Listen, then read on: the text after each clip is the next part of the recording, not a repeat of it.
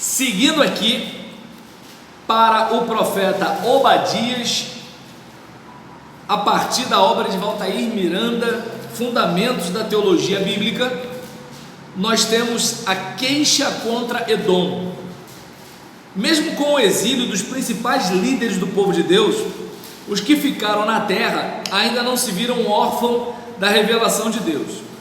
Enquanto no exílio se levantava a voz de Ezequiel, profetas como Obadias, na Terra Santa, sua parte na restauração da esperança. Profetas como Obadias faziam na Terra Santa sua parte na restauração da esperança. Então você tem Ezequiel lá no exílio, você tem Obadias na terra de Israel, depois da devastação do povo ter sido levado para a Babilônia. Sabe-se muito pouco sobre Obadias. Os dados do livro permitem situar sua profecia após a destruição de Jerusalém, mas são muito mais do que isso. Sua linguagem parece vir de uma testemunha ocular dos eventos que ele narrou. Possivelmente ele presenciou a humilhação das filas de judeus indo para o exílio, enquanto os edomitas zombavam da dor e da destruição dos vizinhos. Quando em cativeiro te levaram de Sião, e os teus sacerdotes prantearam de aflição, foi como morrer de vergonha e dor. Caminhava triste o povo forte do Senhor. Ó Jerusalém, porque deixaste de adorar o Deus vivo, quem tantas batalhas te ajudou? Chora Israel num lamento só. Talvez Deus se lembre do bichinho de Jacó. Então imagina Obadias vendo aquele pessoal seguindo assim. Eu não acredito que eu estou vendo o povo forte do Senhor indo de cabeça baixa, levado para o cativeiro da Babilônia. Não sei vocês, eu penso até em mim numa hora dessa. Oh meu Deus, me guarda de mim mesmo, da minha própria maldade. Entende?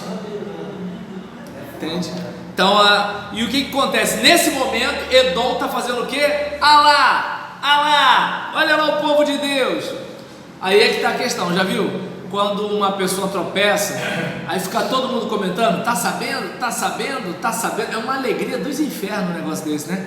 E aí você olha, o primeiro que é o seguinte, quem está falando não ganha nada com isso, mas é um prazer demoníaco. E aí nesse caso, não tem explicação esse prazer, essa alegria, não tem razão de ser um negócio desse. Então, aí a gente observa, né, que assim, a gente verifica que é contra essa humilhação que Obadias profetiza, não necessariamente contra os babilônios, mas contra os edomitas. Se os profetas consideram a derrota um castigo de Deus, a atitude zombeteira de Edom era um exagero. Obadias é o menor livro do Antigo Testamento. Não se tem grandes dificuldades em estruturá-lo em torno de dois definidos eixos temáticos: a acusação contra os edomitas e a esperança para o povo de Deus.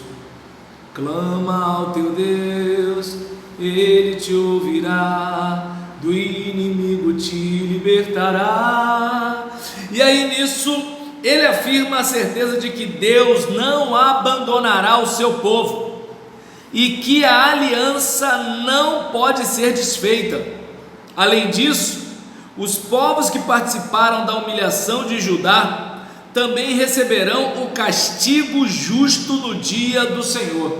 Olha, Edom, vocês não fizeram o que Babilônia fez, mas vocês vão pagar a fatura de querer zombar do sofrimento que o próprio Deus está aplicando no seu povo pelas mãos da Babilônia. E isso me faz pensar uma coisa, não sei se vocês conseguem observar. Vamos lá. Hoje não é nem tanto, porque as meninas das nossas igrejas estão mais espertas. Mas na minha juventude era muito comum, né, ter aquela menina que vacilou e a barriga cresceu. E era comum nesse tempo as igrejas, para manter a pureza da igreja, né, excluir a garota sumariamente. Ou seja, aquela que conhece o Paranauê, Paranauê, Paraná, essa casa de branco, ó, 100% de boa, com a bênção pastoral. Fulano e fulana, que o Senhor te abençoe e te guarde. Mas aquela menina, às vezes o pastor se recusava a casar. Isso mesmo. Eu vi, meninos, eu vi. O pastor se recusava a casar, menina que engravidava. E aí o que acontece? Estou falando sério, eu vi isso. E aí, por exemplo, olha como é que são as coisas. Tem a menina, né, que comeu a sobremesa antes da janta, e aí deu ruim para ela. Aquele rapaz que está lá, casou só porque ela engravidou, porque assim, paixão não é amor, né? O camarada só quer catar. Catou, já perdeu o interesse, né? É mais ou menos assim. A história se repete, certo? E aí nessa situação, o que acontece?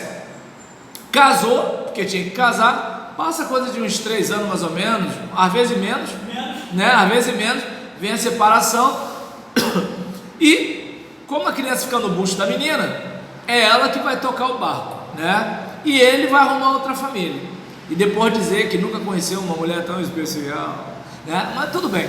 Aí nesse caso, o povo da igreja começa o quê? Tá sabendo? Tá sabendo? Tá sabendo? Menina, nem te conto. Chama Matilde, Crotilde, vem cá, menina.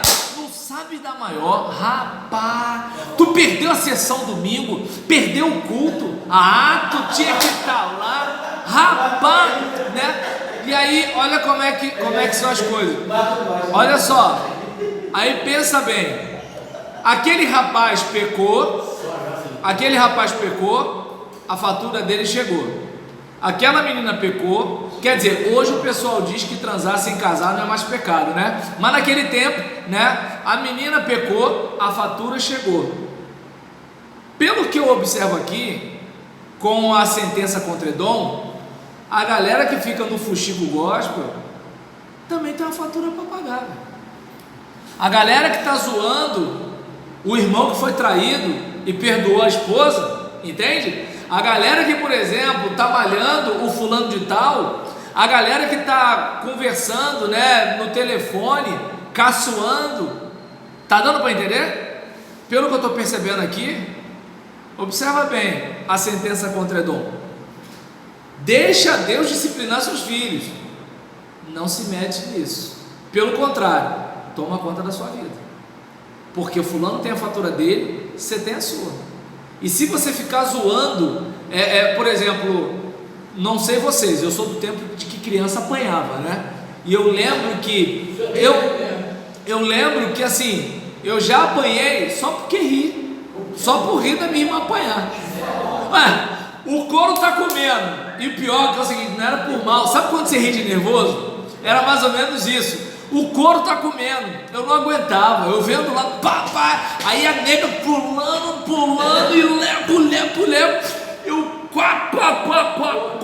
rapaz, primeiro veio o olho mortal da minha mãe, primeiro foi o olho mortal, depois veio a Karina, aquele chinelo que foi feito no inferno. E o que acontece? Oh, Jesus, aí o que acontece?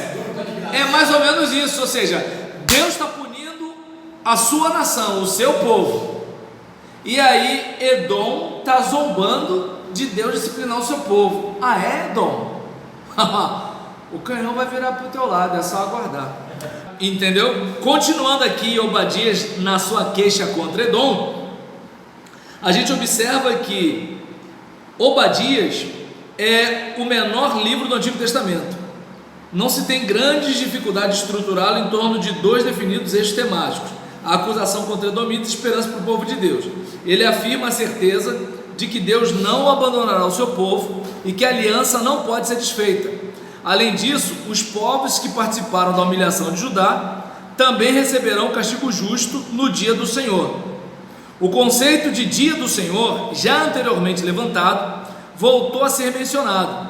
ele dará origem à mensagem apocalíptica, que é o que a gente vai ver no Novo Testamento, que a partir de Daniel ficará cada vez mais forte. Essa mensagem previu uma intervenção sobrenatural de Deus sobre a terra para restaurar o seu povo por meio do Messias e trazer justiça para toda a terra. Então a gente observa aqui que ao mesmo tempo que a gente tem a acusação contra os edomitas, tem a esperança para o povo que a sorte do povo vai mudar e que essa aliança não vai ser desfeita, que Deus não vai abandonar o seu povo e que aqueles que ficaram caçoando vão ter a sua fatura também. E é claro que, batendo na tecla do dia do Senhor, passa-se a ideia, vai se transmitindo a ideia daquele grande dia, que os autores do Novo Testamento já têm uma construção maior que é a que nós temos hoje, da questão do céu se abrir, a trombeta tocar e a gente viver para sempre com Ele. Ia falar alguma coisa, Marcos? Então, agora sim, nós fechamos.